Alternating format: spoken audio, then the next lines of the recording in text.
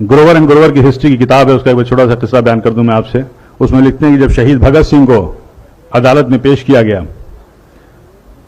तो उस भरी अदालत में एक अंग्रेज ने उनसे सवाल किया कि 800 साल तक मुगलों ने हुकूमत की, तब तो आपने बम नहीं फेंका, और हमने सिर्फ 150 साल से हुकूमत की और आपने सेंट्रल लेजिस्लेटिव असेंबली में बम फेंक दिया।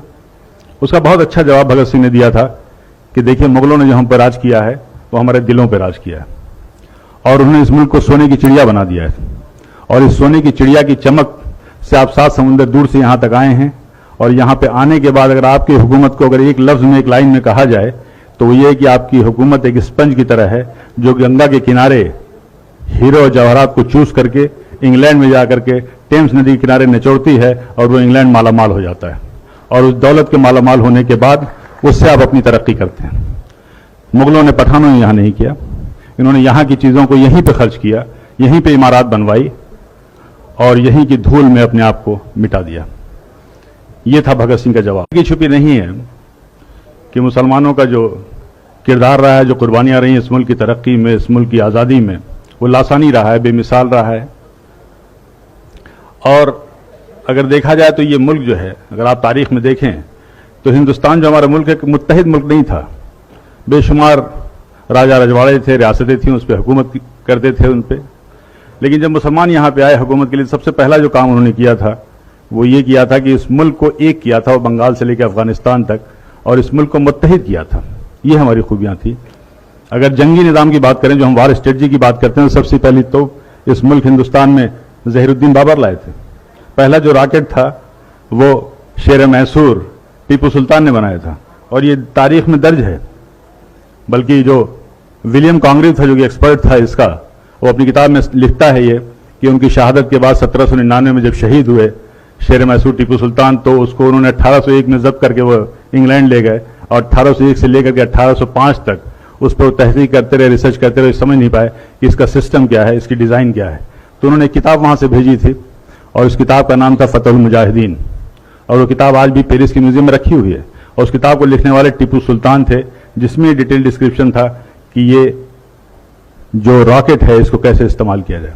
तो ये वो पहली मिसाइल थी, आप गूगल में सर्च कीजिए, वो जो पहली मिसाइल थी मैसूरियन मिसाइल टीपू सुल्तान ने बनाया था। और आज जो आप मिसाइल देख रहे हैं, अग्नि मिसाइल, पृथ्वी मिसाइल, इसके भी बानी एपीजे अब्दुल कलाम है, जिनको आप मिसाइल मैन कहते हैं और जिनको फादर ऑफ मिसाइल कहते हैं।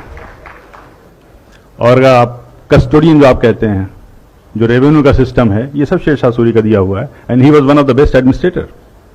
पुलिस का निज़ाम किया था, डाक का निज़ाम किया था, और सबसे पहली सड़क इस मुल्क में बनी थी शेरशाह सूरी ने बनवाई थी। करेंसी सिस्टम में बदलाव लाए थे। रुपए जो जिसको कहते हैं आप यूज, शेरशाह सूरी का वो था। ग्रैंड ट्रंक जो रोड थी कलकत्ता से लेकर के पेशावर तक, ग्रैंड ट्रंक रोड उसी की यादगार है। बगावत की, जंग आज़ादी की, तो पहली जो बगावत थी वो 1773 में हुई थी, और उसका नाम जो था, शायद आप में से ज़्यादातर लोगों को मालूम होगा, फकीर एंड सन्यासी रिबेलियन नाम से नाम था। यानी बंकिम चटर्जी जी ने अपनी आनंद मठ की किताब में साफ साफ लिखा है कि उस जमाने में जो फकीर और सूफी हुआ करते थे, जो साधु और सन्यासी हुआ करते थे, वो एक साथ जाते थे, झुंड का झुंड जाते थे, और अंग्रेजों के गोदाम में वो लूटते थे, और उस कहत के दौरान वो जो अनाज लाते थे वहां से, वो हिंदू और मुसलमानों में तकसीम किया करते थे। और ये सिलसिला तकरीबन 50 साल तक चला। इसका पूरा तारीख में डिस्क्रिप्शन है। पहली जो जंग आज़ादी थी वो 1857 की थी। और जिस फतवा वर्ड हम कहते हैं, जंग आज़ादी का सबसे पहला फतवा फजल हक खैराबादी ने दिया था। अल्लामा फजल हक खैराबादी ने यह फतवा दिया था जंग आज़ादी में अंग्रेजों के खिलाफ मुहिम का, और उस फतवे का यह असर था कि दिल्ली जैसी राजधानी को हमने फतह किया था। लेकिन उसके बाद से ये तारीख में लिखा हुआ है कि लेफ्टिनेंट जनरल हडसन लिखते हैं कि जब हमने दोबारा बड़ी मेहनत और मशक्क़त से दिल्ली को फतह किया, तो उस वक्त इंग्लैंड से खत आया था, एक टेलीग्राम आया था, उसमें साफ साफ लिखा हुआ था कि देखो ये जंग आज़ादी जो है 1857 की, ये जंग आज़ादी दरअसल उलमाए कराम की जंग आज़ादी, और उन उलमाए कराम के लिए बड़े फख्र से वो लिखता है कि हमने न जाने सैकड़ों उलमाए कराम को बगैर किसी मुकदमा चलाए हुए फांसी दे दिया।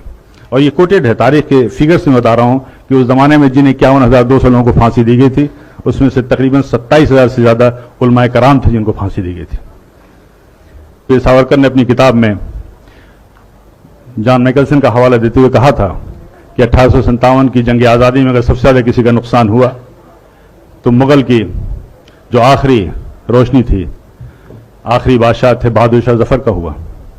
और उन्होंने उसका जॉन मैकलसन का हवाला देते हुए लिखा है कि एक बार उनको नाश्ते पे जब उनसे इसरार किया गया तो बहादुर शाह जफर ने कहा था कि मुझे ख्वाहिश नहीं है। उसके बाद से वो लिखता है कि हम लोगों ने उनकी आंख में जहरीले ऑइंटमेंट लगाना शुरू कर दिए ताकि उनकी बीनाई चली जाए। और उन्हें इस बात का इल्म था कि इस्लामी कानून में, इस्लामी शरीयत में कोई नाबीना अंधा शख्स कहीं का हुक्मरान नहीं हो सकता। और फिर वो दिन भी आया जब उनसे उनकी मर्जी के खिलाफ नाश्ते में उनके प्लेट पे लाल मखमल से ढके हुए 3 सर लाए गए थे, जिनमें 2 सर उनके बेटों के थे और 1 सर उनके पोते का था। ये थी कुर्बानियां। क्या जुल्म सितम के बाद भी मुसलमानों के लिए कहना पड़ेगा कि जंग आज़ादी में शरीक थे या नहीं? क्या अब भी इस उन्वान की जरूरत है? अब भी इस प्रोग्राम की जरूरत है? क्या चांद सितारों की मौजूदगी के लिए बहस होगी? कतई नहीं।